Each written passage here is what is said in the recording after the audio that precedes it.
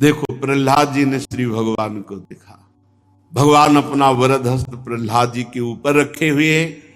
प्रहलाद जी ने भगवान की जब स्तुति की तो श्री नरसिंह भगवान बड़े प्रेम में भर करके प्रहलाद जी से कह रहे, मैं बहुत प्रसन्न हूं, और मेरा प्रसन्न होना ये बड़ा दुर्लभ है, वरदान मांगो। प्रहलाद भद्र भद्रम ते प्रीतो हम ते सुरोत्तम वरम वृणीस्वाभिमतम काम पूरोस्म्य हम नृणाम।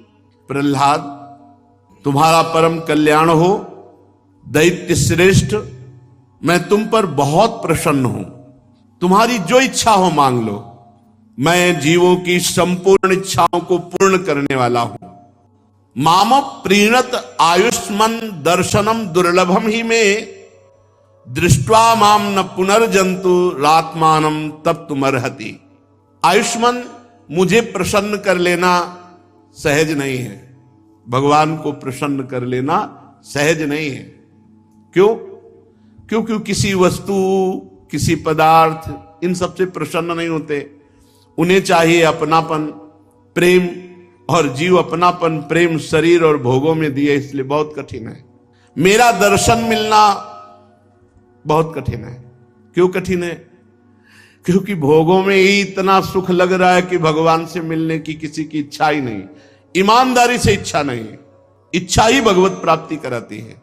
प्रबल इच्छा उसी समय भगवान का साक्षात्कार।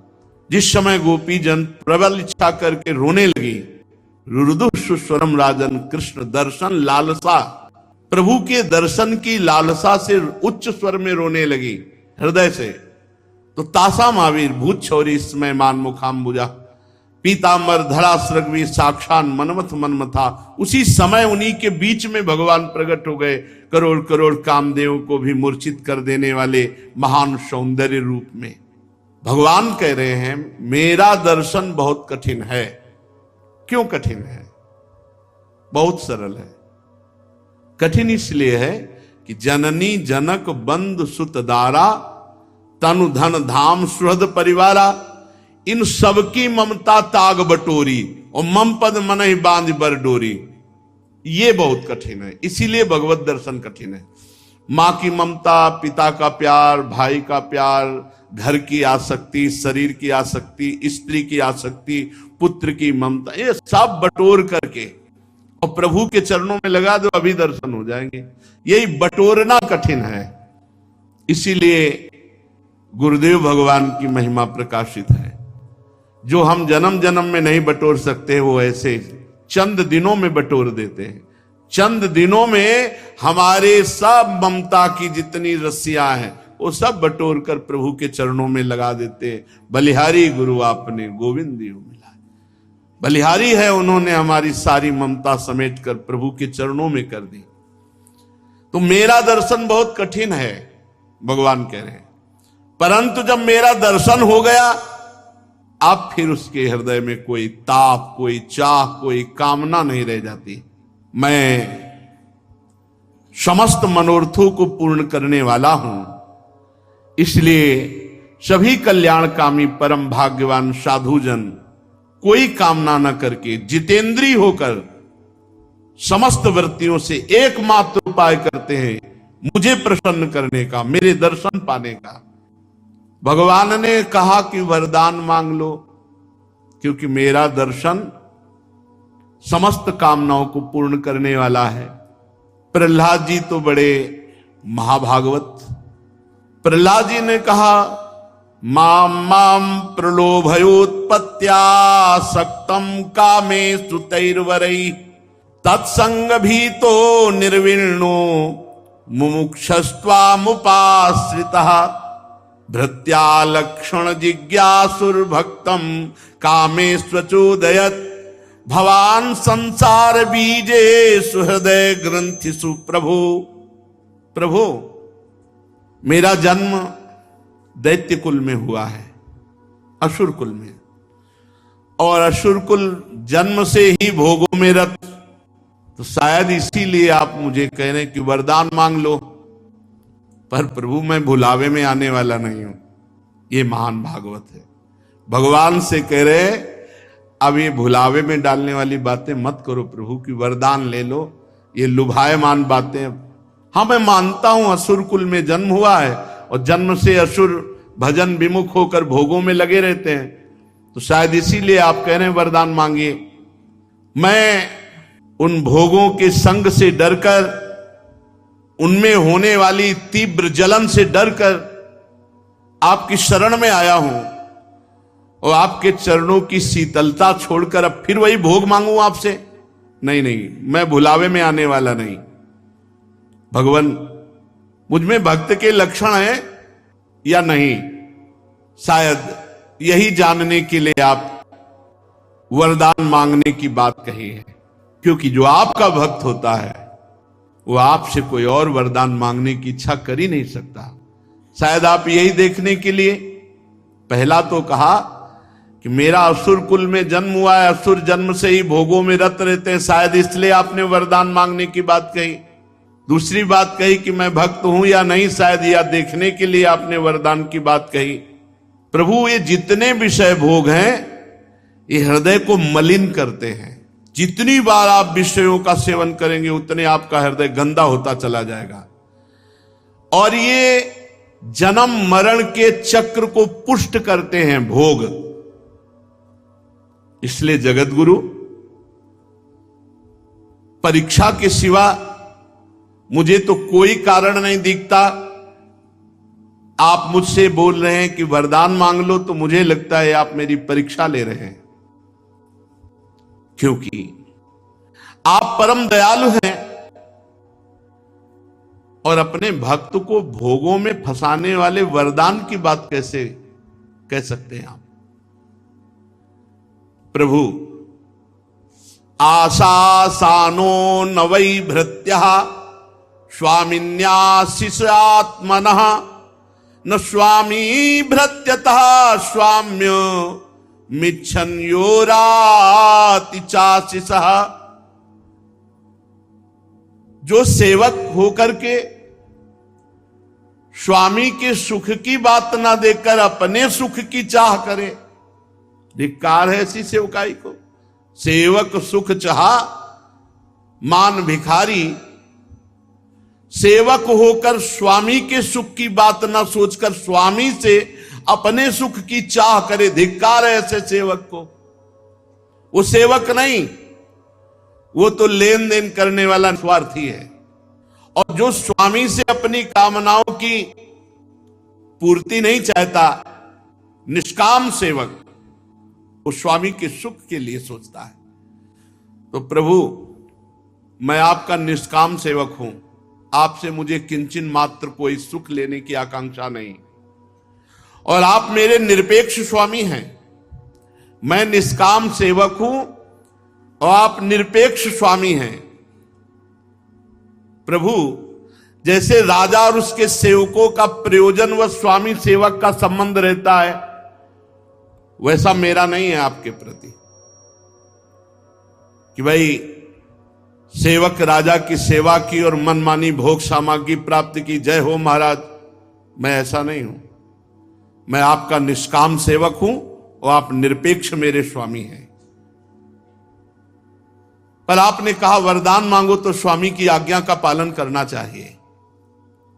यदि स्वामी की ऐसी इच्छा है कि वरदान दें, तो मुझे मुंह मांगा वरदान दीजिए। ये वरदान दीजिए कि मेरे हृदय में कभी कोई कामना ही उदित न हो, तो आपकी आज्ञा का पालन भी हो गया। आपने कहा वरदान मांगो, तो ये वरदान दीजिए कि मेरे हृदय में कभी कोई कामना ही ना उत्पन्न हो। क्या मांगा? प्रभु ये कामना नष्ट कर देती है जीव को। जिसके हृदय में भोगों की कामना होती तो उसकी इंद्रियां, मन, प्राण, देह, धर्म, धैर्य, बुद्धि, लज्जा, श्री, तेज, स्मृति, सत्य, ये नष्ट हो जाते हैं। भोगों की कामना होते ही इंद्री, मन, प्राण, देह, धर्म, धैर्य, बुद्धि, लज्जा, श्री तेज स्मृति सत्य सब के सब क्षीण हो जाते हैं। कमल नयन, जिस समय मनुष्य, बहुत ध्यान देने योग्य बात, अपने मन में उठने वाली कामनाओं का परित्याग कर देता है, बहुत सुंदर बात, बहुत सुंदर बात। जिस समय साधक मन में उठने वाली कामनाओं का त्याग कर देता है, उसी समय वो भगवत स्वरूप हो जाता है।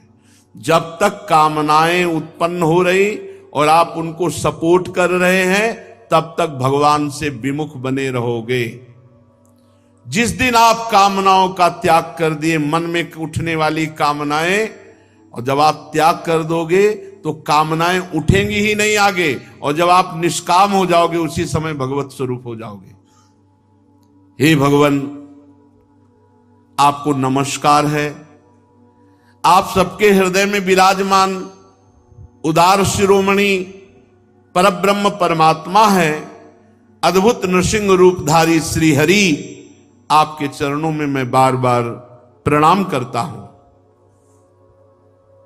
बहुत प्रसन्न हुए नरसिंह भगवान प्रहलाद जी की ये बात सुनकर, और कहा, प्रहलाद, तुम्हारे जैसे मेरे एकांत प्रेमी भक्त लोक परलोक की किसी भी वस्तु के लिए कभी भी कोई भी कामना नहीं करते,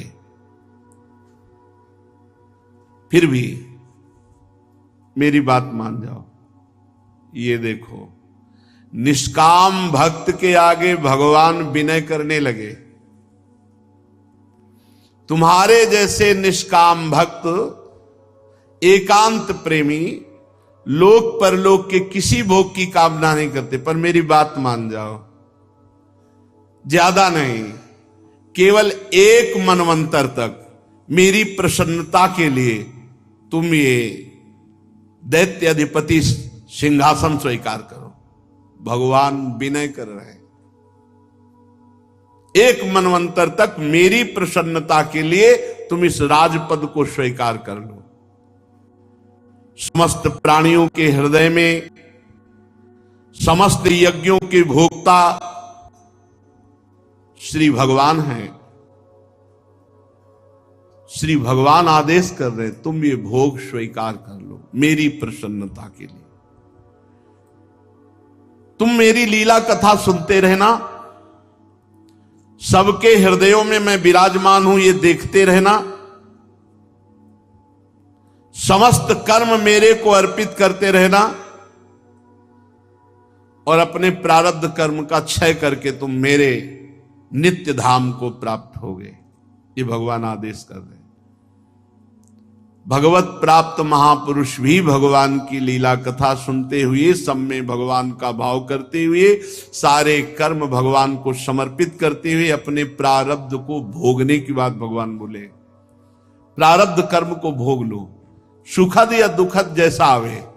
इसीलिए बड़े बड़े संत अपने प्रारब्ध को भोगते, क्योंकि भगवान की आज्ञा है प्रारब्ध कर्म को भोग लो। यहां ये नहीं कहा कि जाओ मैं तुम्हारे प्रारब्ध कर्म का नाश कर दूंगा। भगवान ने कहा तुम अपने प्रारब्ध कर्म को भोग लो, प्रारब्ध क्षय हो गया, बस हमारे धाम आ जाओगे। भोगों के द्वारा पुण्य कर्मों के फल और निष्काम पुण्य कर्मों के द्वारा पाप नाश करते हुए, समय पर जब तुम्हारा शरीर छूटेगा तब तुम मेरे नित्य धाम के वासी हो जाओगे। बड़े बड़े भक्तजन, बड़े बड़े देवता ऋषिगण तुम्हारी पावन कीर्ति का गान करेंगे। तुम्हारे द्वारा की हुई मेरी इस नरसिंह स्तुति का जो कीर्तन करेगा, श्रवण करेगा, जो कहेगा और सुनेगा, वो तुम्हारी तरह ही कर्म बंधनों से मुक्त होकर मेरे परम धाम को प्राप्त होगा। प्रहलाद जी ने कहा, प्रभु जब आपने कहा कि मेरी प्रसन्नता के लिए एक मनवंतर का राज्य भोगो, तो अब मेरे हृदय में एक बात और आ गई है कि मेरा पिता आपका द्रोही, आपकी निंदा करने वाला, आपका द्रोह करने वाला, तो प्रभु मुझे लगता है चराचर जगत के गुरु आपकी जो निंदा करता है, आपकी जो अवहेलना करता है, वो दुर्गति को प्राप्त होता है। दीनबंधु ऐसा हृदय कहता है कि आपके कर कमल का स्पर्श और आपकी दृष्टि पड़ गई, इसलिए वो परम पवित्र हो चुके हैं। फिर भी मेरे हृदय में एक बात आ रही है कि वो आपसे द्रोह करते थे, आपकी निंदा करते थे। तो दीनबंधु, इस दुस्तर माया से मेरे पिता का उद्धार हो जाना चाहिए, क्योंकि जो आपकी निंदा द्वेष करता है उसकी दुर्गति पक्की है। प्रभु आप मेरे पिता को क्षमा कर दें और उनका उद्धार हो जाए। नरसिंह भगवान ने कहा, प्रहलाद तुम्हारे पिता, अरे तुम्हारे पिता क्या, तुम्हारे अगर 21 पीढ़ियां पितरों की होती ना, सो तर जाती। भगवान कह रहे, श्री भगवान कह रहे, त्रिशप्त भी सात्विक 21, त्रिशप्त भी पिता पूता पितृ भी सा तेन घ। तुम्हारे जैसा पुत्र पैदा हो जाए जिस कुल में, तो 21 पीढ़ियां भगवत प्राप्त हो जाती। त्रिशप्त भी पिता पूता पितृ भी सा तेन घ। निष्पाप प्रहलाद तुम्हारे पिता, अरे पिता की तो बात जाले, चूंकि 21 पीढ़ियां है नहीं। ब्रह्मा जी, कश्यप जी, हिरणाक्ष हिरण्यकश्यप, प्रहलाद जी। निष्पाप प्रहलाद तुम्हारे पिता परम पवित्र, 21 पीढ़ियां तुम्हारे पितर होते तो सब के सब परम पद में विराजमान होते, क्योंकि तुम्हारे जैसा कुल को पवित्र करने वाला बालक जिस कुल में हो जाए वो कुल धन्य हो जाता है। सो कुल धन्य उमा सुन जगत पूज्य सुपनीत। धन्य है जिनके घरों में भजन करने वाले बालक प्रकट हुए। वो माता माता है, नहीं तो मनमानी आचरण करने वाले, पशुवत आचरण करने वाले, आसुरी प्रवृत्ति वाले बहुत है।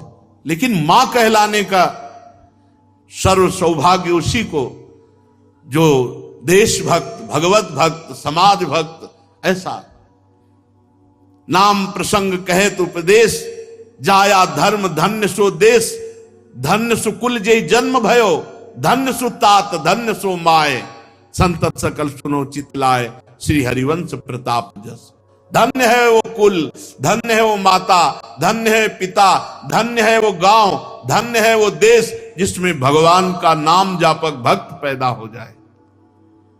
तुम्हारे जैसा पुत्र कुल को पावन करने वाला होता है। मेरे शांत समदर्शी, यत्र यत्र च मद भक्ताः प्रशांताः समदर्शिनः साधवा समुदाचारास् ते पूयन्त्यपि कीकटाः।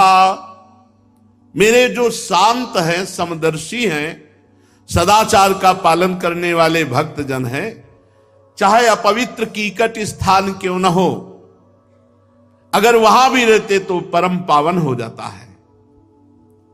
प्रहलाद, मेरे भक्ति भाव से जिनकी सारी कामनाएं नष्ट हो गई हैं, जो सब में भगवत भाव करते हैं, छोटे बड़े किसी भी प्राणी से द्रोह नहीं करते, ऐसे जो भक्तों के अनुयायी होते हैं, वो सब मेरे परम पद को प्राप्त होते हैं। ऐसे भक्त और ऐसे भक्तों के अनुयायी, वो सब मेरे परम पद को प्राप्त होते हैं।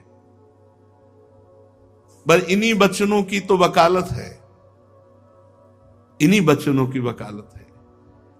ऐसे जो भक्त होते हैं और ऐसे भक्तों के जो अनुयायी होते हैं, हम ऐसे नहीं हैं, पर हम ऐसे बड़ों के हैं, इसलिए हमें विश्वास है कि हम सबकी भगवत प्राप्ति होगी। क्योंकि हमारे में सामर्थ्य नहीं है, पर हम सामर्थ्यवानों के हैं, हम सामर्थ्यवानों के हैं। श्री हरिवंश शरण जे आए, श्री वृषभानु कुंवर नंदन निज कर अपनी चिट्ठी चढ़ाए। पड़ोसी के बेटे से गलती हो जाए तो बहुत बड़ी नजर आती है, और अपने बेटे की बहुत बड़ी गलती भी तिनके के समान लगती है। ये वात्सल्य का प्रभाव है, वात्सल्य। और वात्सल्य समुद्र प्रभु जन अवगुण प्रभु मान न काऊ, दीन बंधुवती मृदुल स्वभाव। यहां स्वयं प्रभु कह रहे हैं, संसार में जो भक्ति भाव से युक्त है, जिनकी सारी कामनाएं नष्ट हो गई, जो सर्वत्र मेरा दर्शन करते हैं, छोटे बड़े सभी प्राणियों में एक समदर्शी भगवान विराजमान, किसी को मन वचन कर्म से कष्ट नहीं देते, ऐसे भक्त और ऐसे भक्तों के अनुयायी वो सब मेरे परम धाम को प्राप्त होते हैं। अभी प्रभु के स्वभाव और प्रभाव को जाना नहीं है, इसलिए हमारी दुर्दशा हो रही है। प्रभु के स्वभाव और प्रभाव को जान लोगे ना तो कहीं मन जाएगा ही नहीं। एक बार स्वामी अखंडानंद जी महाराज ने पूज्य भाई से जी हनुमान प्रसाद पोद्दार जी से एकांत में कहा, भाई जी जीवन में पूरे अनुभव की सबसे अच्छी बात आपकी जो एक बात बता दो। मस्ती में से भाई जी बड़े गंभीर हो गए और ऐसे भाव में डूबे कि आंसू चलने लगे, और एक चौपाई कही, उमा राम स्वभाव जेहि जाना, ताहि भजन तजी भाव न आना। भगवान शंकर कह रहे, उमा जिसने प्रभु श्री हरि के स्वभाव को जान लिया, उसे भजन छोड़कर और कुछ अच्छा नहीं लगता। बहुत करुणामय समुद्र। जो तुम्हारे अनुयायी होंगे प्रहलाद जी, या जो ऐसे भक्त के अनुयायी होंगे, वो सब भगवत प्राप्त होंगे। बेटा तुम मेरे सभी भक्तों के आदर्श हो। यद्यपि मेरे अंगों का स्पर्श होने से तुम्हारे पिता पूर्ण रूप से पवित्र हो गए हैं, तथापि तुम उनकी अंत्येष्टि क्रिया करो। तुम्हारी जैसे संतान के कारण वो महान उत्तम लोकों को प्राप्त हुए हैं।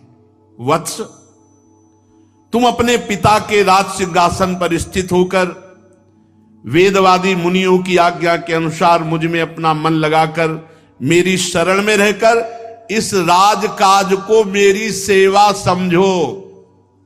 बस यही समझाते हैं। लोग कहते हैं मैं गृहस्थ हूं, तो क्या है?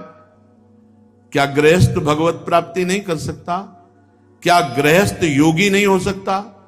क्या गृहस्थ भगवान को रिझा नहीं सकता? ये भ्रम मत लो कि आप गृहस्थ हो। आप श्री भगवान के हो। गृहस्थ आश्रम आपको सेवा मिली है, जैसे विरक्त आश्रम हमारी सेवा, तो गृहस्थ आश्रम आपकी सेवा। भगवान क्या कह रहे? वेदवादी मुनियों के, शास्त्र ज्ञानी महात्माओं की आज्ञा के अनुसार हमारे जो कही हुई बात है कि एक मनवंतर तक राजा बन करके राज्य शासन करो, तो ये मेरी सेवा हुई। शास्त्र के अनुसार, मुनियों की आज्ञा के अनुसार इस आज्ञा का पालन करो और अंत में मेरे परम धाम को प्राप्त होगे।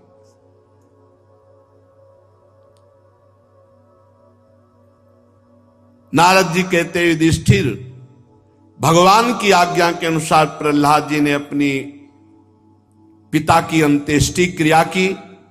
इसके बाद श्रेष्ठ ब्राह्मणों ने प्रहलाद जी का राज्याभिषेक किया। इसी समय देवता, ऋषि आदि के साथ ब्रह्मा जी ने नरसिंह भगवान को प्रसन्न वदन देखकर पवित्र वचनों द्वारा नरसिंह भगवान की स्तुति की। ब्रह्मा जी ने कहा, हे देवताओं के परम आराध्य देव, आप सर्वांतर्यामी, जीवों के जीवनदाता और मेरे भी पिता हैं। ये पापी दैत्य लोगों को बहुत सता रहा था। बड़े सौभाग्य की बात, आपने इसको मार डाला। प्रभु, इसने तपोबल से मेरे से वरदान ले लिया था कि मैं ब्रह्मा की सृष्टि के किसी भी प्राणी से मरू ना। ये इतना मतवाला हो गया था कि इसको लग रहा था कि अब कोई मुझे मार ही नहीं सकता। तपस्या, योग और बल के कारण उच्छृंखल होकर इसने वेद विधियों का उच्छेद कर दिया था। काल बड़ा बलवान है। कोई शरीराभिमान में आके सोचे कि मेरा क्या बिगाड़ लेगा, वो मिनटों में आपको नष्ट कर, मिनटों में ऐसे गिरते चले गए, सर्वनाश हो गया। ये दैत्य सोच रहा था ब्रह्मा जी की सृष्टि में कोई मारने वाला है ही नहीं, क्योंकि वरदान ले लिया, आप कौन मारेगा। इसको पता नहीं था कि सर्वशक्तिमान भगवान कर्तुम अकर्तुम अन्यथा कर्तुम, हर वरदान के बीच की जगह निकाल ली। घर के भी भीतर न मरूं, बाहर न मरूं, तो डेयरी में बैठ गए। ना मनुष्य से मरूं, न पशु से मरूं, ब्रह्मा की बनाई सृष्टि से मरूं। तो प्रभु ने आधा शरीर नर हो, आधा शरीर सिंह, जीव से मरूं ना निर्जीव से मरूं। तो प्रभु ने दोनों दिखा दिए कि जीव निर्जीव बीच की स्थिति नाखून की होती है, फाड़ के फेंक दिया। दिन में ना मरूं, रात में, संध्या के समय, हर वरदान।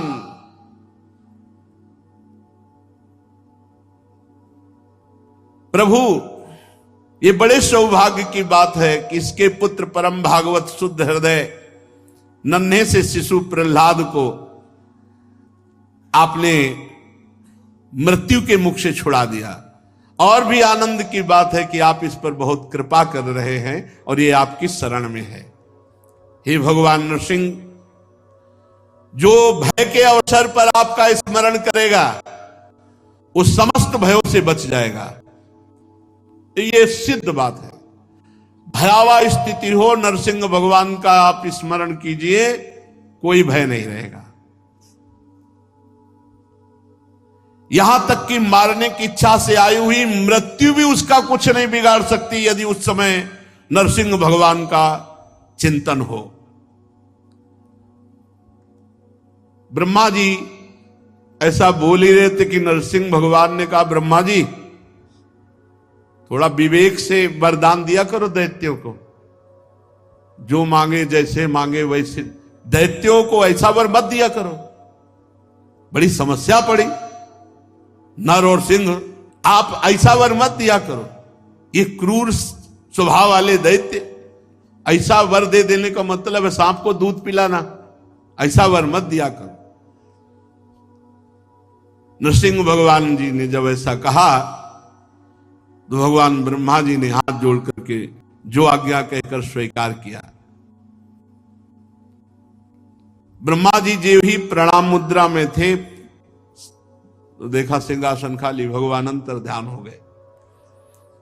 प्रहलाद जी ने भगवत स्वरूप ब्रह्मा जी, शंकर जी, बड़े बड़े प्रजापति देवता जो आए थे, सबका पूजन किया, सबको प्रणाम किया। तब शुक्राचार्य आदि मुनियों के साथ ब्रह्मा जी ने प्रहलाद जी को समस्त दानों और दैत्यों का अधिपति बना दिया। फिर ब्रह्मा आदि देवताओं ने प्रहलाद का अभिनंदन करके शुभ आशीर्वाद दिया। प्रहलाद जी ने भी यथा योग्य सबका सत्कार किया।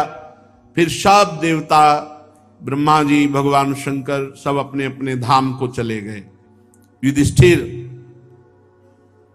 इस प्रकार भगवान के वे दोनों पार्षद जय और विजय दिति के पुत्र दैत्य हो गए थे। भगवान से वैर भाव रखते हुए 3 जन्म में वो भगवान की वैर भाव से आराधना करके पुनः अपने पद को प्राप्त हुए।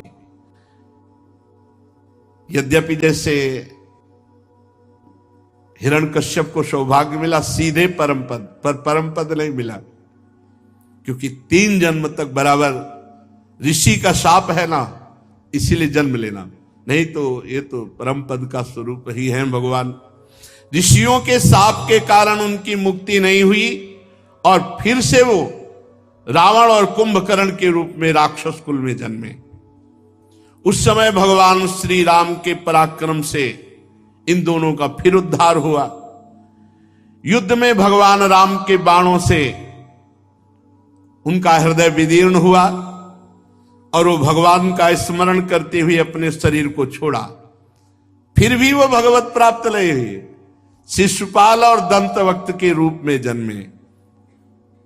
युधिष्ठिर जी से कह रहे हैं, क्योंकि युधिष्ठिर जी ने प्रश्न किया था राजस्व यज्ञ में, शिशुपाल गालियां दे रहा था। इसके बाद भगवान ने जब सुदर्शन चक्र के स्पर्श से उद्धार किया तो शिशुपाल से एक दिव्य ज्योति निकली और भगवान में समा गई। इस बात को देखकर प्रश्न किया था कि इतना भगवान से द्रोह करने वाला और भगवान में ऐसे कैसे लीन हो गया। तब देवर्षि नारद जी ने बताया था, भगवान के प्रति वैर भाव होने के कारण तुम्हारे सामने ही वो भगवान में समा गया। युधिष्ठिर श्री कृष्ण से कैसे भी भाव जोड़ ले, कैसे भी, बस मंगल हो गया। भगवान से भाव जुड़ जाए, बैर से, भक्ति से, काम से, कैसे कैसे भी वृत्तियां सच्चिदानंद भगवान से जुड़ती, इसलिए परम मंगल परम कल्याण होता है।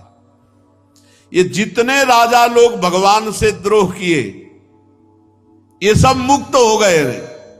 देखो, जाना चाहिए नरक पर सब मुक्त हो गए, क्योंकि भगवान का चिंतन बना, सामने भगवान थे, इसलिए सब परम पद को प्राप्त हो गए।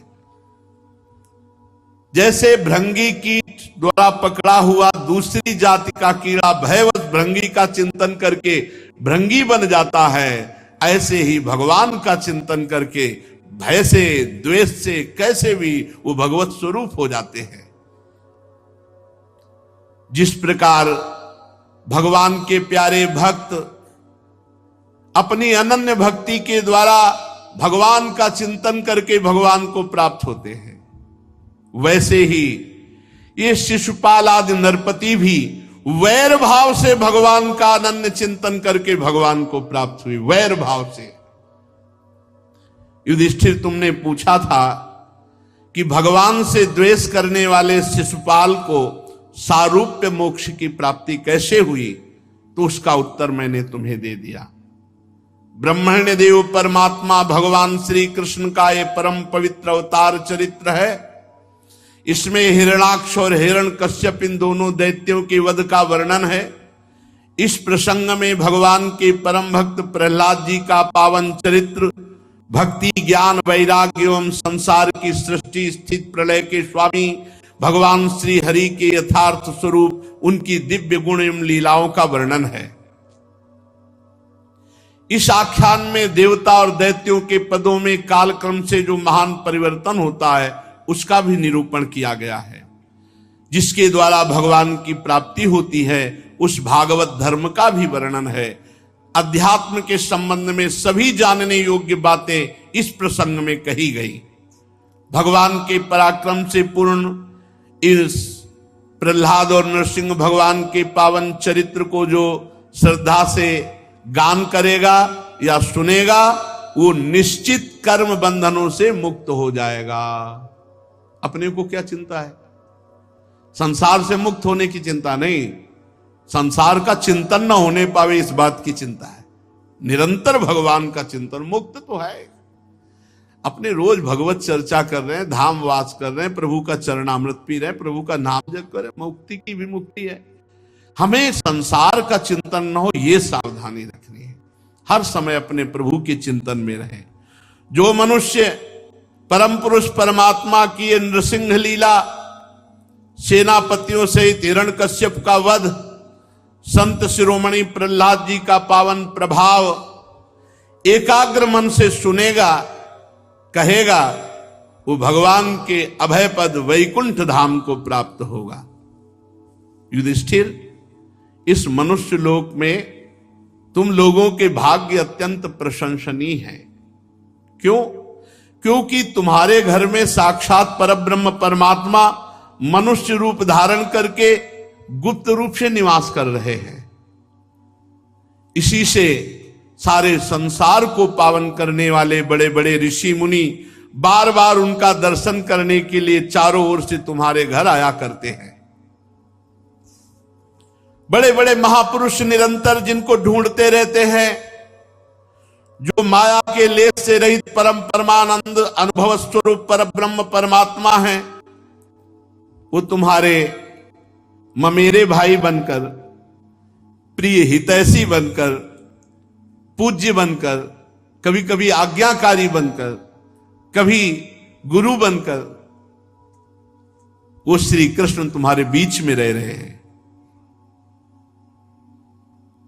युधिष्ठिर, आज तक भगवान ब्रह्मा और भगवान शंकर भी अपनी बुद्धि लगा करके ये हैं और इतने हैं ये नहीं निश्चय कर पाए। ये हैं और इतने ही हैं, इसलिए भगवान अनंत हैं और वेद भी नेति नेति कहते हैं। फिर हम तो कर ही कैसे सकते हैं? हम तो बस इससे प्रभु को प्रसन्न करते हैं। ध्यान दीजिए, हम तो बस इससे भगवान को प्रसन्न कर सकते हैं। क्या? मौन, भगवान की भक्ति और संयम, इसी पूजा से हम भगवान को प्रसन्न करते हैं। देवर्षि नारद जी कह रहे, ये काम की बात है। मौन रहो। और भगवान की भक्ति का स्वरूप क्या है? देवर्षि नारद जी एक सूत्र में कहते हैं, तदर्पिता अखिलाचारिता तद विस्मरणेन परम व्याकुलतेति। हर आचरण भगवान को समर्पित करो और इतना तन्मय रहो भगवान की स्मृति में कि थोड़ा भी विस्मरण होने पर व्याकुलता आ जाए। तो हम मौन, भक्ति और संयम, इससे हम अपने भगवान को प्रसन्न करते। यही हमारी पूजा है, इसी से भक्त वत्सल भगवान प्रसन्न हो। युधिष्ठिर, सबके एकमात्र आराध्य देव यही हैं, चाहे आप कृष्ण कहो चाहे काली कहो, चाहे जो नाम लो, यही सब बने हुए हैं, दूसरा कोई नहीं है। प्राचीन काल में बहुत बड़े मायावी मायासुर ने जब रुद्रदेव की कमनी कीर्ति में कलंक लगाना चाहा, तब इन्हीं भगवान श्री कृष्ण ने फिर से उनके यश की रक्षा और विस्तार किया। राजा युधिष्ठिर जी ने पूछा, नारद जी, मैं दानव किस कार्य में जगदीश्वर भगवान शंकर का यश नष्ट करना चाहता था और भगवान श्री कृष्ण ने किस प्रकार उनके यश की रक्षा की, आप कृपा करके बतलाइए। नारद जी ने कहा, एक बार इन्हीं भगवान श्री कृष्ण से शक्ति प्राप्त करके देवताओं ने युद्ध में असुरों को जीत लिया, तो सब असुर मायावियों के परम गुरु मैदानों की शरण में गए। जब देवताओं ने असुरों पर विजय प्राप्त कर ली, तो सब के सब असुर मायावियों के परम गुरु मैदानों की शरण में गए। मैदानों ने कहा, हम ऐसे पुर की रचना करते हैं जिस पर देवता विजय प्राप्त नहीं कर पाएंगे। शक्तिशाली मयासुर ने सोने, चांदी और लोहे के 3 विमान बना दिए। वो विमान क्या थे? 3 पुर ही थे। इतने विलक्षण थे कि उनका कब आना हुआ, कब जाना हुआ, कितने शीघ्र से प्रकट होना, कितने शीघ्र से अंतर ध्यान हो जाना, और अपरिमित अस्त्र शस्त्र से, सामग्रियों से भरे हुए विमान। दैत्य सेनापतियों के मन में अब तो बड़ा उत्साह हो गया। मायासुर ने जो 3 पुरों की रचना की, लोकपतियों के प्रति वैर भाव था ही, उनकी याद करके तीनों विमानों के द्वारा वे छिपे रहकर सब लोगों का संहार करने लगे। जब देखा कि मारने वाला कौन है दिखाई ही नहीं दे रहा है, तीनों पुर बिजली की तरह यहां से वहां, वहां से वहां, अस्त्र शस्त्रों की वर्षा, प्रजा का नाश। अब सब लोकपाल भगवान शंकर की शरण में गए, प्रार्थना की कि प्रभु, हम सब का विनाश हो रहा है, आप ही रक्षा कर सकते हो। त्रिपुर में रहने वाले असुर हमारा नाश कर रहे हैं, हे देवादिदेव महादेव, आप हमारी रक्षा कीजिए। उनकी प्रार्थना सुनकर के भगवान शंकर ने कृपापूर्ण शब्दों में कहा, डरो मत, और अपने धनुष पर बाण चढ़ाकर तीनों पुरों पर छोड़ दिया। उनके बाण से सूर्यमंडल से निकलने वाली किरणों के समान बहुत से एक बाण से करोड़ों असंख्यों बाण प्रकट हो गए और आग की लपटें निकल रही थी उन बाणों से। अब तीनों पुरों का दिखना बंद हो गया। विमानवासी जितने भी असुर थे सब निष्प्राण होकर पृथ्वी पर गिरने लगे। महामायावी मैं दानव बहुत से उपाय जानता था, वो सब दैत्यों को उठा लाया और अपने बनाए हुए अमृत कुंड में डाल करके पुनः जिला दिया। अब वो सिद्ध अमृत रस का स्पर्श होते असुरों में और तेज और बल बढ़ गया और सबके शरीर वज्र के समान पुष्ट हो गए। भगवान श्री कृष्णचंद्र ने देखा कि महादेव जी का प्रयास तो निष्फल हो गया और वो सब असुर विमानों पर चढ़कर और आतंक मचाने लगे। भगवान श्री विष्णु जी को प्रेरित किया, वो गौ बन गए और ब्रह्मा जी बछड़ा बन गए और दोनों मध्याह्न के समय उन तीनों पुर में गए जहां अमृत के कुंड थे जिनमें दैत्यों को जिलाया था। सारा का सारा अमृत पी गए। भगवान विष्णु गौ बने और ब्रह्मा जी बछड़ा बने और जो त्रिपुर में अमृत कुंड था उसको जाकर के पी गए। यद्यपि दैत्य लोग रखवाली में थे पर भगवान विष्णु की दृष्टि पड़ते सब बेशुद्ध हो गए। जब उपाय जानने वालों में श्रेष्ठ मायासुर को बात मालूम हुई तो उसने विचार किया कि भगवान श्री हरि तो बड़े सामर्थ्यशाली हैं। अमृत रक्षकों से उन्होंने कहा, भाई शोक मत करो, देवता असुर मनुष्य कोई भी प्राणी ऐसा नहीं है जो भगवान के विधान को मिटा सके। इसलिए जो होना है वही होगा, जो हरि चाहेंगे वही होगा। सबसे बड़े मायापति हरि हैं जिनके आगे किसी की माया काम नहीं करती। मायासुर ने ऐसा कहा। इसके बाद भगवान श्री कृष्ण ने भगवान शंकर से कहा, प्रभु अब वार कीजिए, अब प्रहार कीजिए। और एक रथ का निर्माण किया। धर्म को साक्षात रथ, ज्ञान को सारथी, वैराग्य को ध्वजा, ऐश्वर्य को घोड़े, तपस्या को धनुष, विद्या को कवच, क्रिया को बाण और अन्यान्य शक्ति अन्यान्य वस्तुओं का निर्माण किया। भगवान शंकर ऐसे रथ पर विराजमान हुए। पिनाकपाणी भगवान शंकर ने अभिजीत मुहूर्त में धनुष पर बाण चढ़ाया और तीनों दुर्भेद्य विमानों को भस्म कर दिया। इसलिए एक नाम पड़ा त्रिपुर विनाशक। उसी समय स्वर्ग में दुंदुबिया बजने लगी। देवता ऋषि लोग देवादिदेव महादेव जी के ऊपर पुष्पों की वर्षा करने लगे।